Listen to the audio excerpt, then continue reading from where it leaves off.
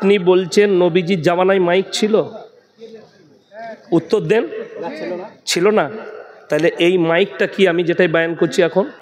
কোনো ব্যক্তি মারা গেলে লাউড স্পিকারে বলা যাবে কিনা? দেখুন, গ্রামে একটা ঘরে আগুন লেগেছে, গ্রামে একটা বাড়িতে আগুন লেগেছে, যেখানে মাইকের ব্যবস্থা থাকবে মাইকে হেঁকে দিলে সব লোকগুলো 1 মিনিটে জড়ো হবে না? হবে না? বিপদের সংকেত বলা যাবে। মানুষ মারা গেছে, বেগুনবাড়ি বড় গ্রাম, খবর পৌঁছাবে না, কেউ বাজারে আছে, কেউ অমুক জায়গায়, মাইকে বলে দিলে সবারই কাছে পৌঁছে যাবে। এই মারা যাওয়া মৃতর খবর বলা যাবে, বাকি ছাগল হারিয়ে গিয়েছে, ছাগলটা লাল রঙের সাদা রঙের বলা যাবে না। গরু হারিয়ে গিয়েছে লাল রঙের সাদা রঙের বলা যাবে না। ছাগল হারাইছে, হাঁস হারাইছে, মুরগি হারাইছে, ডিম হারাইছে, কিংবা কন্ট্রোলের এলান হয় অনেক জায়গায়, চলবে না।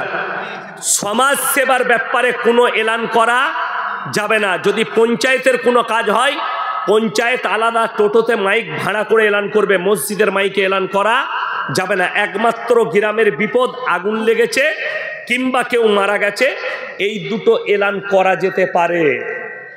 কথাটা বুঝে এলো? এই যেমন জুম্মার দিনে এলান হয় না, অনেক মসজিদে দেখবেন আজকে জুম্মার দিন, এখন ঘড়ির টাইম 11:30, একদম বেদাত, হাঁকা যাবে না। তোকে মনে পড়াতে হবে কেন? জুম্মার দিন তুই জানিস না? আল্লাহ কোরআনে বলেছে। তো যেগুলো অপ্রয়োজনীয় জিনিস সেগুলো ইসলামে না। প্রমাণ আছে এটা? হ্যাঁ, প্রমাণ আছে কিসের? এই মানুষ মারা গেলে যে মসজিদে বলা যাবে। আচ্ছা, আপনি বললেন প্রমাণ আছে কিনা? প্রমাণ কিসের চাই? নবীজির হাদিসের দলিলের, তাই তো? মারা গেছে না, আমি বলি, আপনি বলছেন নবীজির জামানায় মাইক ছিল? উত্তর দেন। ছিল না। ছিল না? তাহলে এই মাইকটা কি আমি যেটাই বয়ান করছি এখন? এটা তো কি মানুষ তো শুনবে এটা না? কেন শুনবে? বেদাত না কি বলুন এটা? আপনি জানেন? দাঁড়ান দাঁড়ান, চুপ করুন না, উত্তর দিই, ও জানতে এসছে। আমার কথাটা শুনেন। এই মাইকে এলাউন, এই যে বায়ান করছি, এটা জানা আছে আপনার? এটা বেদাত জানা আছে? এটা বেদাত। এটা কেন বেদাত নয়? আপনি ভুল বলছেন, এটা বেদাত। কিন্তু যে বেদাতটার দ্বারা ইসলামের ক্ষতি হবে না, মাইকে এলান করে দিলে কার ক্ষতি হবে? ক্ষতি হবে কি কারোর? মাইয়াতের কেউ যদি মারা যায় কিংবা কারো ঘরে আগুন লাগলে এলান করলে ক্ষতি হবে? ক্ষতি হবে না, কোনো ক্ষতি নাই। এই যে মাইকটা আপনারা জানেন না বেদাত, কিন্তু এই বেদাতটাই ইসলামের কোনো ক্ষতি নাই। ক্ষতি আছে? কেউ যদি মনে করে, শুনেন, এইটা ইবাদত, কথাটা ভালো করে বুঝবেন। এই যে আমার দিকে ধ্যান দেন, ওই দিকে নয়। এই মাইকটাই বায়ান করা যদি কোনো মৌলবি বলে ইবাদত, তাহলে কিন্তু কঠিন বেদাত হবে। এইটা কিন্তু ইবাদত নয়। মাইক ছাড়া জুম্মাতে খুতবা হয় না? হয় না? অনেক মসজিদে হয়, অসুবিধা নাই, ছোট জায়গা, সেখানে খুতবা হচ্ছে। বলে দিই, বিপদের সংখ্যা যখন আছে, যদি কেউ প্রশ্ন করে নবীজির জামানায় ছিল না, আমি এমন একটা প্রশ্ন করে যাব, কোনো বাপের বেটা মৌলবি কিয়ামতের সকাল পর্যন্ত একটা জাল হাদিসও বার করতে পারবে না। শুনেলেন? মোষ খাওয়া, মোষের মাংস খাওয়া হালাল না হারাম?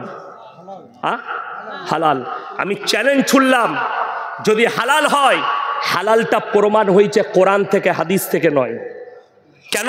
কোরআনে আছে গরুর আচরণের যতগুলো প্রাণী আছে হালাল।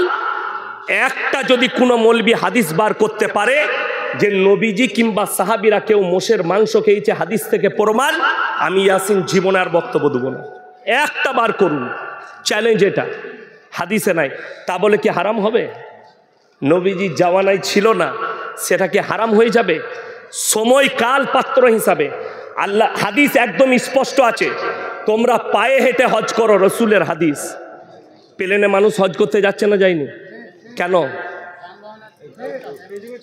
সেই যুগে ছিল না, এই যুগে সুবিধা আছে। এই যুগে যদি কেউ পায়ে হেঁটে যায়, তার হজ করাটা হবে লোক দেখানো হজ করা। জামানা পাল্টিয়েছে।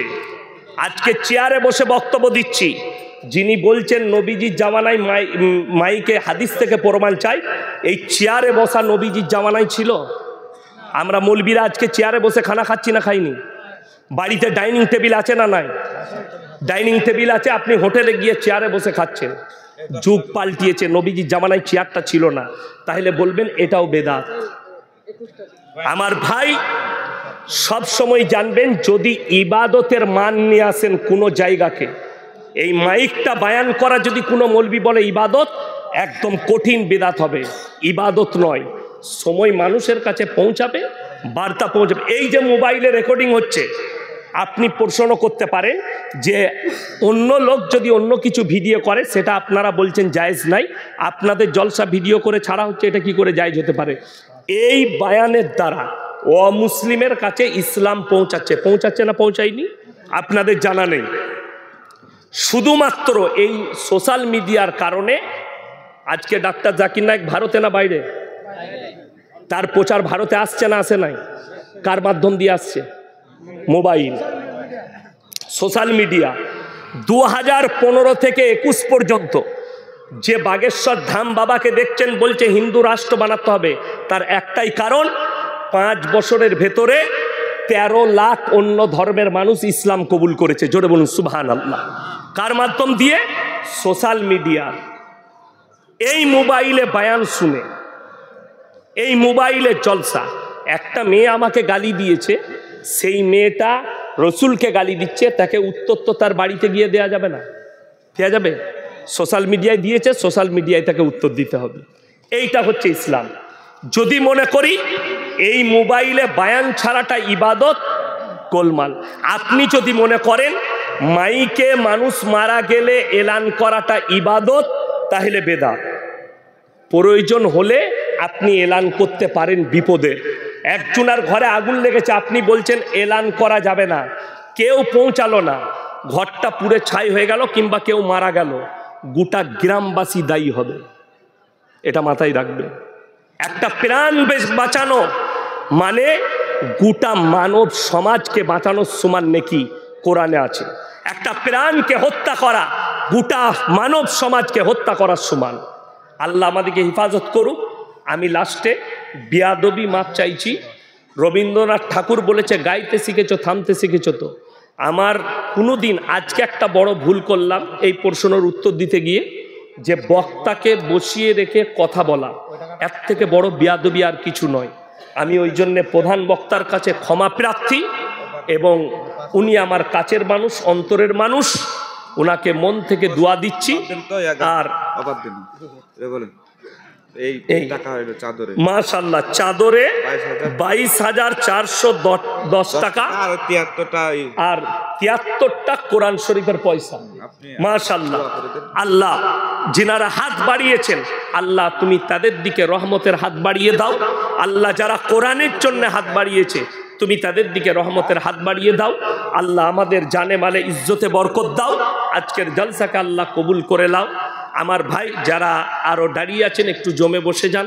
আমার পরে যিনি আসছেন তিনি একজন জ্ঞানী মানুষ এবং প্রধান বক্তা আজকের জলসা, তিনিও আমার কাছের মানুষ। আল্লাহ উনার হায়াতে বরকত দেখ, উনার ইলমে বরকত দেখ। আমিন। ওয়া আখিরু দাওয়ানা আনিল হামদুলিল্লাহি রাব্বিল আলামিন। ভাই মাইকম্যান, আপনার মাইকটা নিয়ে আসুন।